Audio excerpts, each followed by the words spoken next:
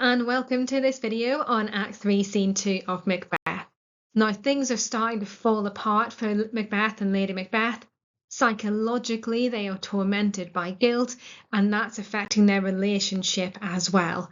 But before we get into that, I want you to think of the various things that Macbeth has to be afraid of at this point in the play. And his fears are pinned on 4 different characters. So why would Macbeth be afraid of Duncan? Why would he be afraid of Malcolm, of Banquo, and of Fleance? So stop the video, jot down an idea for each character. Why would Macbeth be afraid of them? And then start the video again when you're ready. Well, firstly, Duncan is dead, so obviously Macbeth is not afraid of Duncan in a physical sense, but he's haunted by the guilt and remorse of having committed regicide. And then with Malcolm, well, Malcolm's gone to England. He fled after Duncan's murder, partly because he might have been killed next, or the blame for Duncan's murder might have been pinned on him because he was the heir to the throne. However, what Macbeth is now thinking in Act 3, Scene 2 is he's killed the father, but he hasn't killed the son. He hasn't killed the legitimate heir to the throne. So will Malcolm come back to claim that? Then we got Banquo. Now, Macbeth and Banquo are really good friends. However, Banquo knows about the prophecies and he's started to put 2 and 2 together, and he's worked out that Macbeth has played most foully for the murder. He's figuring out that Macbeth has committed murder to get the throne. Macbeth also knows that there's a prophecy about Banquo that he will be father to a line of kings. And the prophecies have come true for Macbeth, so it's probably going to come true for Banquo as well. And that prophecy is really about Fleance as well. Fleance is Banquo's son. So if it comes true about Banquo, if he becomes father to a line of kings, then Fleance might be that king. He might claim the throne. But at the start of this scene, we don't have Macbeth. We start with Lady Macbeth. And just think about how this scene opens. In the previous scene, Act 3, Scene 1, when Macbeth and Lady Macbeth came on stage, they were together. There was a big fanfare of trumpets. Their entrance on stage was announced. There were lots of servants and attendants around. Whereas now, Lady Macbeth comes in without her husband, very quietly, just accompanied by a servant, and there's no fanfare. So clearly here Shakespeare is signalling Lady Macbeth's diminishing power. And Lady Macbeth asks a question: is Banquo gone from court? Now this question is important because it tells us Lady Macbeth knows that there's something going on with Banquo and with Macbeth's plans for him, but she's not quite sure what it is. The servant says, "Yes, I, madam," but returns again tonight. And then Lady Macbeth asks another question. Now look at the formality, the politeness of this. Say to the king, "I would attend his leisure for a few words." She's asking her servant to go and make an appointment for her to speak to Macbeth. Now, this is really strange, given the relationship that we've seen between Macbeth and Lady Macbeth earlier on in the play. In Act 1, Scene 5, we see them first together, and Macbeth rushes into the room, returning from battle, and they have a really intense, close, emotional, intimate conversation about their plans for the future. Contrast that with this scene where Lady Macbeth has to ask permission to speak to her husband. And this is because Macbeth is deliberately isolating himself from his wife. It's almost as if she's got him the crown, she's fulfilled her function, and now he doesn't need her anymore. So let's go back to the table that we were working on in the previous video. And this is what we come up with. And what I'd like you to do now is pause this video, add a little bit more to the table, and then start the video again when you're ready. Okay, so what I've added is that Lady Macbeth has to ask permission to speak to her husband. So the servant goes off to speak to Macbeth or his servants or whatever. And Lady Macbeth has a tiny little soliloquy, just 4 lines. And again, contrast that with Act 1, Scene 5, where she has 2 significant, beautifully written, emotional soliloquies. And here it is emotional, but it's absolutely tiny.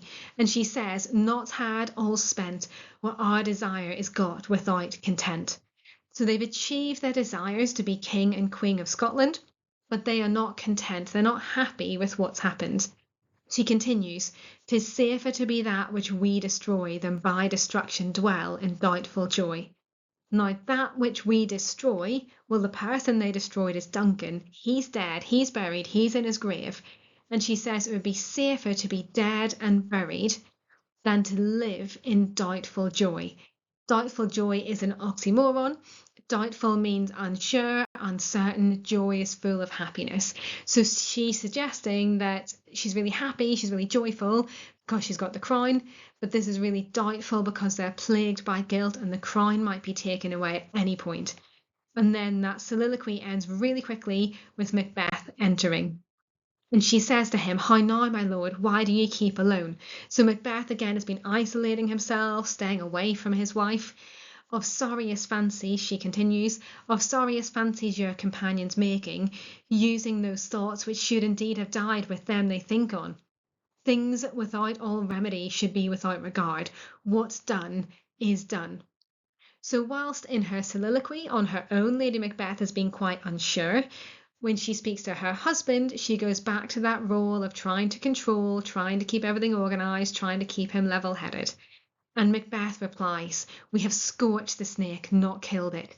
She'll close and be herself." Scorched means to gash something or to attack it like you would with a knife. It doesn't mean to set something on fire in this context. Sometimes you'll see the word scotched instead of scorched. Scotched is a change that was made by an editor, so scorched is Shakespeare's original. Anyway, so this is a snake that's been harmed by Macbeth and Lady Macbeth. And what Macbeth means is King Duncan. They've attacked the throne, they've attacked the crown, and they've got rid of Duncan, but they haven't killed the whole family. They haven't killed Malcolm yet. So in a roundabout way, Macbeth is saying that he's afraid of Malcolm still. And he continues, "Whilst our poor malice remains in danger of her former tooth, but ye let the frame of things disjoint, both worlds suffer, ere we will eat our meat in fear, and sleep in the affliction of these terrible dreams that shake us nightly." So he's talking about nightmares, he's talking about living in fear.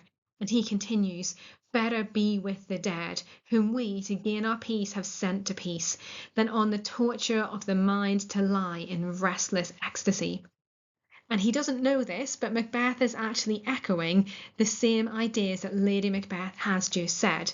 Lady Macbeth said it's safer to be that which we destroy, as in it's safer to be Duncan dead in the grave. Macbeth says this too, "Better be with the dead." And then he says that he's in restless ecstasy, and Lady Macbeth had the oxymoron doubtful joy. Now here when Macbeth says restless ecstasy, being restless means that you're always moving, you're not settled, you can't calm yourself. Ecstasy is not the drug that you're thinking of in this context. That's quite a modern interpretation. Ecstasy means anxiety or fear, so he can't settle to anything even though he's got the crown. And one of the really poignant aspects of this scene is that Lady Macbeth and Macbeth are experiencing the same emotions, but they don't quite seem to be able to support each other as they did earlier in the play. Although I suppose we probably shouldn't feel too much sympathy for people who've murdered the king. Anyway, Macbeth continues and says Duncan is in his grave. After life's fitful fever, he sleeps well. Treason has done his worst, nor steel, nor poison, malice domestic, foreign levy. Nothing can touch him further. Lady Macbeth tries to calm her husband. She says, "Come on, gently, my lord. Sleek over your rugged looks. Be bright and jovial among your guests tonight." So they're going to have a feast that evening. They've got some guests coming round. And she says, "Look, put all of this away. Pretend to be bright. Pretend to be jovial." That means kind of friendly and bubbly and full of life and joy. Put on that facade. Now, we've had some quotations that we've looked at already in the play, which were about putting on a facade. So pause the video, jot down the quotations that you can remember that have to do with the facade, and then start the video again when you're ready. Okay, hopefully the one you've got, which is the most famous one, is where Lady Macbeth tells Macbeth to look like the innocent flower, but be the serpent under it. We also have a quote from the witches, which is "Fair is foul and foul is fair." Macbeth says false face must hide what falls. Oh, I get this one tangled up all the time. Anyway, he talks about false faces. Malcolm also recognises the idea of a facade, and he says there's daggers in men's smiles. So we have this motif of hiding, of putting on a facade, of concealing things all the way through the play. And Macbeth says, "So shall I, love, and so I pray be you."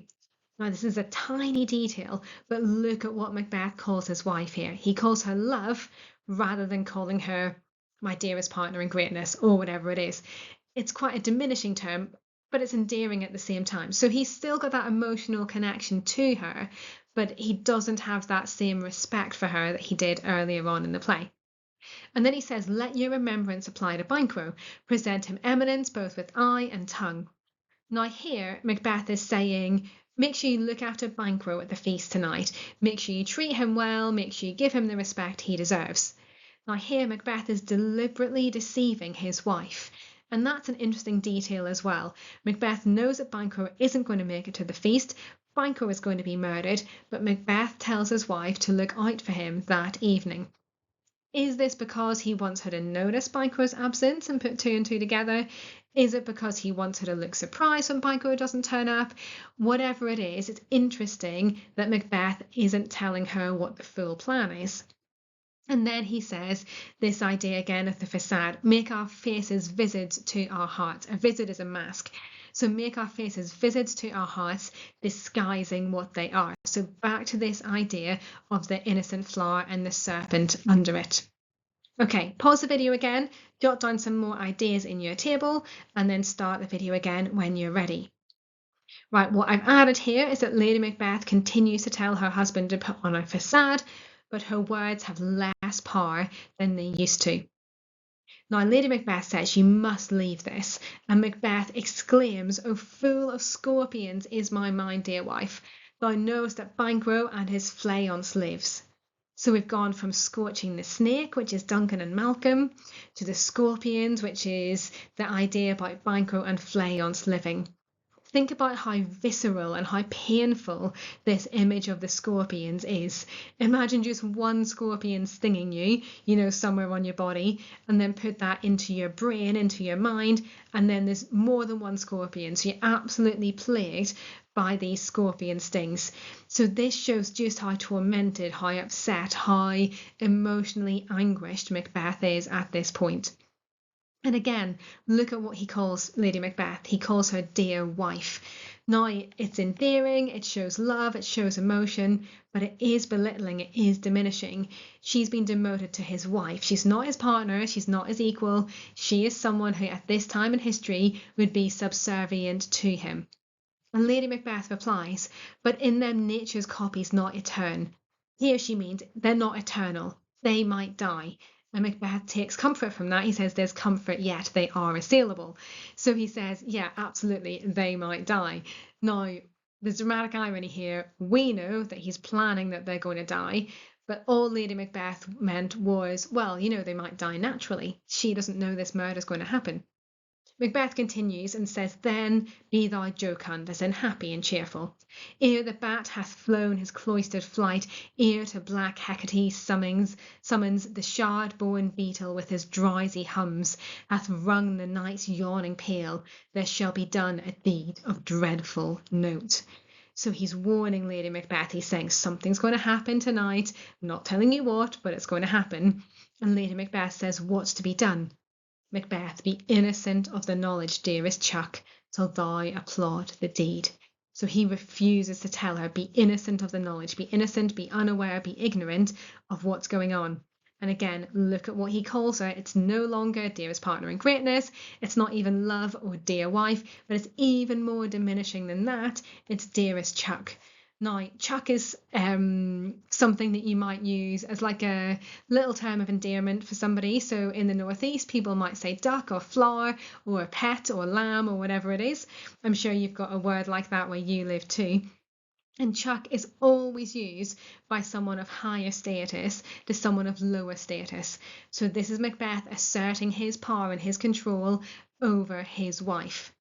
And then he says, come, sailing night, scarf up the tender eye of pitiful day, and with thy bloody and invisible hand cancel and tear to pieces that great bond which keeps me pale. Light thickens, and the crow makes wing to the rooky wood. Good things of day begin to droop and rise, while night's black agents to their praise do rise. I marvellest at my words, but hold thee still. Things bad begun make strong themselves by ill, so prithee, go with me. Notice at the start that he's calling on the knight to come to hide the deed, just like Lady Macbeth did in Act 1, Scene 5. Okay, so go back to your table. What can you add about the relationship between Macbeth and Lady Macbeth? And then start the video again when you're ready. Okay, so one more thing from me. Lady Macbeth is no longer the dearest partner in greatness, telling her husband to look innocent. She is to be innocent and is a chuck. She's totally diminished and belittled by her husband. So what I'd like you to do, just as a final activity, is to end the video and write up your answer to this question as a paragraph. You can see I've popped some sentence starters there on the screen to help you. Use them if they're helpful, or change them or ditch them if they're not helpful for you. Thank you very much for watching.